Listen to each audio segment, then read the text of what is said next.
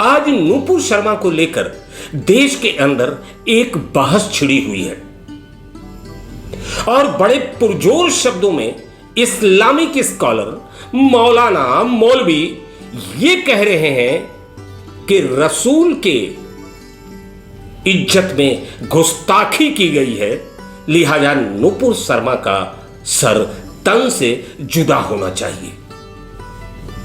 नूपुर शर्मा ने क्या कहा है, इस पे बहस हो रही है।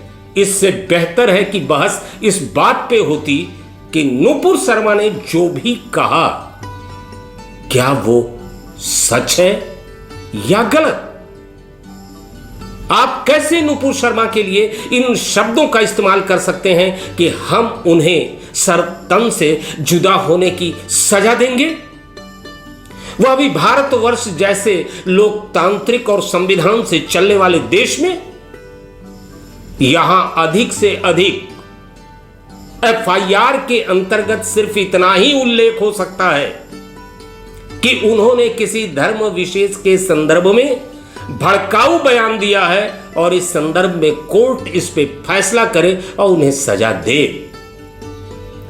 और एक बात तो मैं स्पष्ट कर दूं कि अगर देश के अंदर अभिव्यक्ति की स्वतंत्रता है तो सिर्फ अभिव्यक्ति के लिए किसी को फांसी की सजा संविधान में कहीं दिखाई नहीं देती है, ना ही कोर्ट के कानून में दिखाई देती है। हिंदुस्तान के उन तमाम मुसलमानों को सोचना चाहिए जो अभी हाल में कतर के अंदर हुआ है। और अगर आप इस समाचार से वाकिफ नहीं हैं तो मैं आपको बतलाता हूं कि आखिर कतर में क्या हुआ। कतर में अभी मात्र 2-3 दिन पहले पूरे मुसलमानों का एक जत्था इकट्ठा हुआ। और ख्याल कीजिएगा, ये मुसलमान वो मुसलमान हैं जो रहने वाले तो हिंदुस्तान के बाशिंदा हैं, लेकिन नौकरी पेशा के संदर्भ में ये कतर में गए हुए हैं। और इन्होंने ठीक वही कार्य करने का प्रयास किया जो हिंदुस्तान के मुसलमान हिंदुस्तान में कर रहे हैं। उन्होंने सभा की और सभा में डिमांड की कि नूपुर शर्मा को सजाए मौत की सजा दी जाए। लेकिन इसके बाद का घटनाक्रम हिंदुस्तान के सारे मुसलमानों को सोचने के लिए मजबूर कर देगा, क्योंकि कतर सरकार ने उन सारे लोगों को प्रदर्शन करने के इल्जाम में कतर अपने देश से भारतवर्ष वापस भेजने का ऐलान कर दिया। अब हिंदुस्तान के सारे मुसलमानों से मेरा एक ही सवाल है कि उन लोगों को जो कि यहां हिंदुस्तान वापस भेजे जा रहे हैं, उन्हें हिंदुस्तान में लिया जाना चाहिए या नहीं। और अगर उन्हें लिया जाना चाहिए सिर्फ इसलिए कि उन्होंने वहां धरना प्रदर्शन किया था, इसलिए यह सजा दी गई कि तुम वतन छोड़ दो, तो फिर यहां पे जो लोग धरना प्रदर्शन कर रहे हैं, सीमा को क्रॉस करके पत्थरबाजी कर रहे हैं और सीमा को क्रॉस करके वो तमाम संपत्तियों को जलाने का प्रयास कर रहे हैं, उनके घरों पे बुलडोजर का चलना कतर की सरकार के द्वारा दी गई सजा के अनुपात में ज्यादा है या कम है? बैठ के जरा विचार कीजिएगा। और आइए सुधीजनों, यही से मैं उस दूसरे विषय की तरफ आपको ले चलता हूं और थोड़ी बातें इस्लाम की ही किताबों से। सुधीजनों, मैं इस दूसरे विषय पे आपसे बात यहां से शुरू करूंगा कि क्या आपने कभी ख्याल किया है कि उस ऊपर वाले ने, और क्षमा कीजिएगा जब मैं ऊपर वाला शब्द कह रहा हूं तो मैं उसके साथ कोई संबोधन नहीं जोड़ रहा हूं, ईश्वर, अल्लाह, खुदा। जब हम धर्म विशेष की बात करेंगे तो वो शब्द ऑटोमेटिक जुड़ जाएगा। तो उस ऊपर वाले ने आज तक इस धरती के ऊपर ना तो किसी व्यक्ति को जनेऊ पहना के पैदा किया और ना ही किसी का खतना करके। अब आप तर्क की कसौटी पे कसिए कि क्या मैं गलत बात कह रहा हूं। मैं दूसरे शब्दों में यह कह रहा हूं सुधीजनों कि ऊपर वाले ने किसी धर्म के अंतर्गत किसी व्यक्ति को धरती पे पैदा नहीं किया। धर्म, मजहब, संप्रदाय, ये जमीन पे जो लोग हैं इन लोगों ने बनाया। और उसमें भी ख्याल रखेंगे, धर्म सिर्फ एक है, वह सनातनी हिंदू धर्म है। यह सनातनी हिंदू धर्म की मान्यताओं के अनुसार यह बात मैं कह रहा हूं आपसे, और बाकी सभी मजहब हैं। अब थोड़ा सा इन दोनों को देखें और फिर इस विषय पे मैं आता हूं। सनातन धर्म ने अपने श्रेष्ठतम व्यक्तियों के द्वारा अपने धर्म की पुस्तकों का निर्माण किया। ख्याल करेंगे आप इस बात को। चाहे वेद हो, चाहे पुराण हो, उपनिषद हो, सनातन धर्म के अंतर जो लोग सर्वश्रेष्ठ हुए, ऋषि मुनि, उन लोगों ने इन पुस्तकों का निर्माण किया। यह दावा कभी सनातन धर्म ने नहीं किया कि ईश्वर के द्वारा कोई पुस्तक मेरे पास आई। लेकिन इस्लाम इससे एक सीढ़ी ऊपर गया और उसने कहा कि हजरत मोहम्मद साहब को अल्लाह के द्वारा कुरान उतारी गई। ख्याल रखिएगा, हजरत मोहम्मद साहब पढ़े लिखे नहीं थे।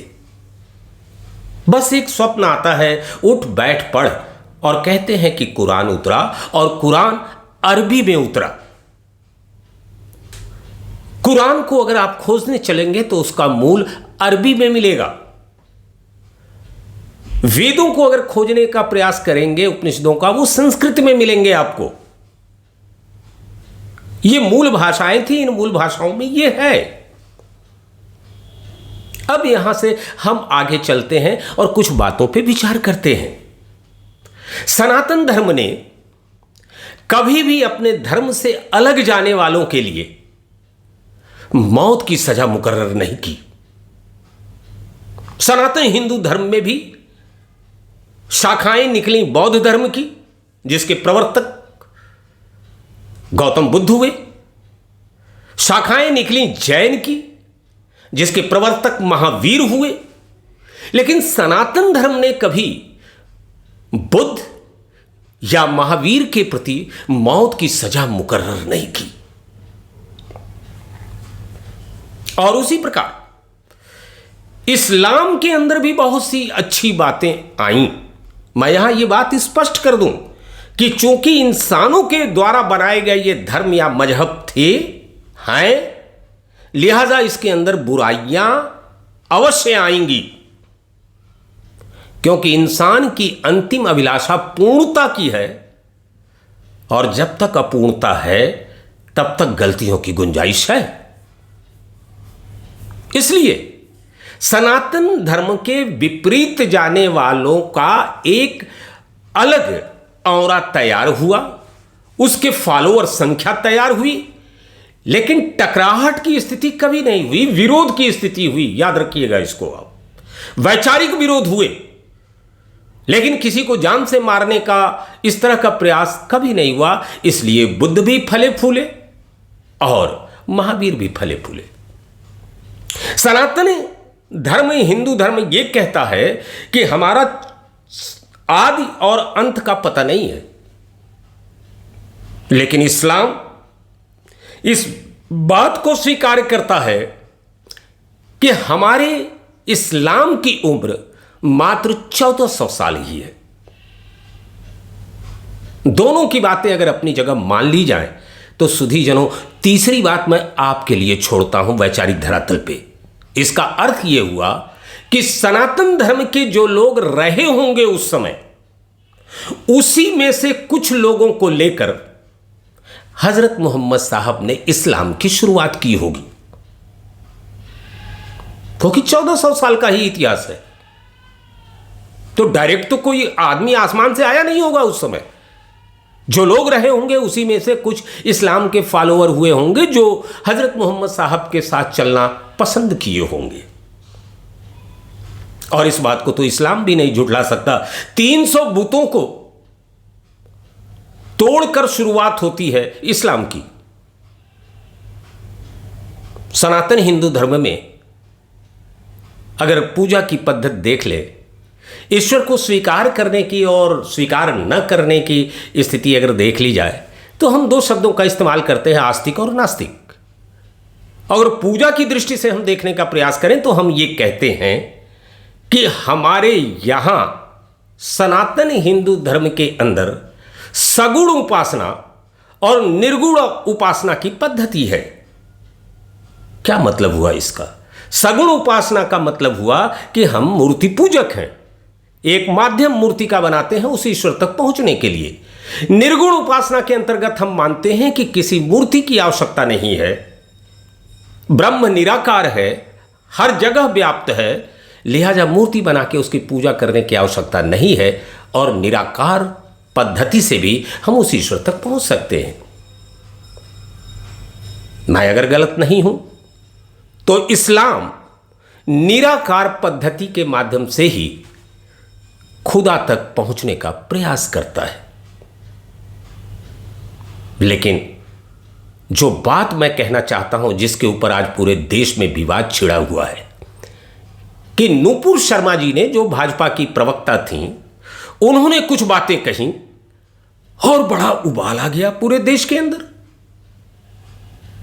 और क्या क्या प्रतिक्रियाएं आई, मैं वो चीजें बिल्कुल नहीं दोहराना चाहूंगा जो नूपुर शर्मा जी ने कहा है। किसी भी धर्म विशेष के ऊपर टिप्पणी करना कहीं से जायज नहीं है, लेकिन अगर किसी धर्म पे टिप्पणी करना कहीं से जायज नहीं है तो टिप्पणी करने वाले को मौत की सजा की बात करने वाले लोग, बलात्कार करने वालों बात करने वाले लोग कहां से सही ठहराए जा सकते हैं? क्योंकि क्षमा कीजिएगा, हिंदुस्तान के अंदर लोकतंत्र के अंतर्गत शासन चलता है, संविधान के अंतर्गत शासन चलता है, शरिया के तहत शासन नहीं चलता। इसलिए ईश निंदा का कोई भी आरोप लगाकर सर तन से जुदा करने की बात इस्लाम धर्मावलंबी हिंदुस्तान के अंदर कतई नहीं कर सकते। वह इस्लामिक राष्ट्रों के अंदर इस तरह की बातें करें, वो बात समझ में आती है। यहां आपको सिर्फ और सिर्फ अगर एफआईआर भी होगा तो उस एफआईआर में दर्ज करना पड़ेगा धार्मिक भावनाओं को भड़काने का आरोप। कोर्ट जाना पड़ेगा, साबित करना पड़ेगा और फिर कोर्ट के माध्यम से सजा होगी।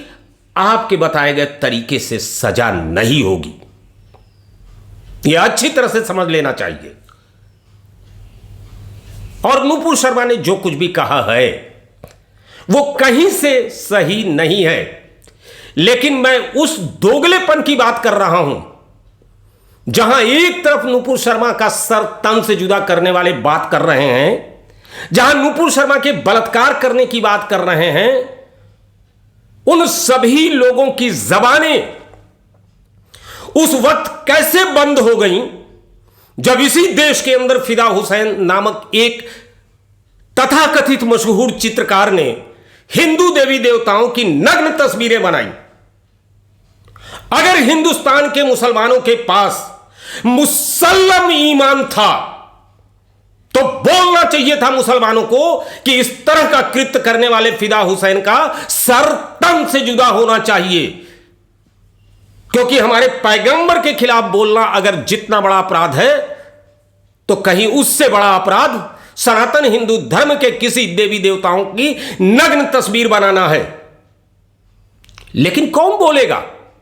जिसके पास मुसल्लम ईमान होगा।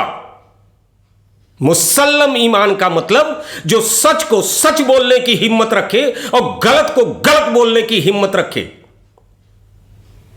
एक छोटा सा घटनाक्रम आता है जीसस की जिंदगी में।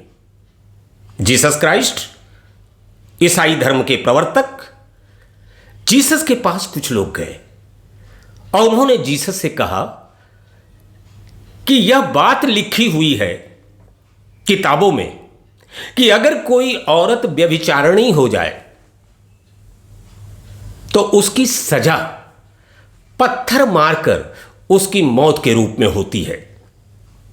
क्या किताबों में लिखी यह बात सही है या आपको लगता है कि यह बात गलत है? जीसस ने बहुत खूबसूरत जवाब दिया था और यहां उस जवाब को मैं उदाहरण के तौर पे पेश कर रहा हूं हिंदुस्तान के अंदर रहने वाले समस्त अपने मुसलमान भाइयों के लिए। जीसस ने कहा था कि उन किताबों में लिखी हुई बात बिल्कुल सही है। व्यभिचारिणी औरत को पत्थर मार के जो है वह उसको सजा दी जाए मौत की, लेकिन पहला पत्थर वो मारे जिसने अपनी जिंदगी में कोई गुनाह न किया हो। दूसरे शब्दों में, जिसके पास मुसल्लम ईमान हो। हम अपनी जिंदगी में दूसरे धर्म के देवी देवताओं का अपमान करेंगे और हमारे पैगंबर साहब के खिलाफ अगर किसी ने कुछ कहा तो उसका सर तन से जुदा करेंगे। यह दोगलापन कहीं से आपको अपने धर्म की बेहतर सलाहियत की तरफ नहीं ले जाता है, यह समझना चाहिए। और एक चीज बता दूं कि दुनिया के किसी धर्म में मैं ये मानने को तैयार नहीं हूं कि मानवता के बरखिलाफ कोई भी धर्म या मजहब या संप्रदाय कहता हो। फिर यह बात मुझे आज तक समझ में नहीं आई। सुधीजनों, आपके विचार के लिए मैं ये सवाल आपके समक्ष रख रहा हूं कि अगर कुरान मजीद ये कह रहा है कि जो व्यक्ति इस्लाम पे ईमान न लाए, जो व्यक्ति अल्लाह पे ईमान न ले आए, वह काफिर है और उसका सर तन से जुदा कर देना चाहिए। विचार कीजिएगा, अल्लाह के द्वारा उतारी गई किसी किताब में अल्लाह अपने बंदों से क्या यह बात कहेगा? और अगर इसका अर्थ मैंने समझा है, हो सकता है मेरी बातों से आप मुतासिर ना हो, लेकिन विचार कीजिएगा। मैंने तो यही समझा है कि इस्लाम के अंदर रहते हुए जो लोग इस्लाम पे ईमान नहीं लाते, अल्लाह पे ईमान नहीं ले आते, उनके सर तन से जुदा होने की बात है। क्योंकि किसी दूसरे धर्म के व्यक्ति के द्वारा अल्लाह पे ईमान ले आना और इस्लाम पे ईमान लाने की बात ही बेमानी है। वो कैसे ईमान लाएगा? और फिर अगर यह लिखा हुआ है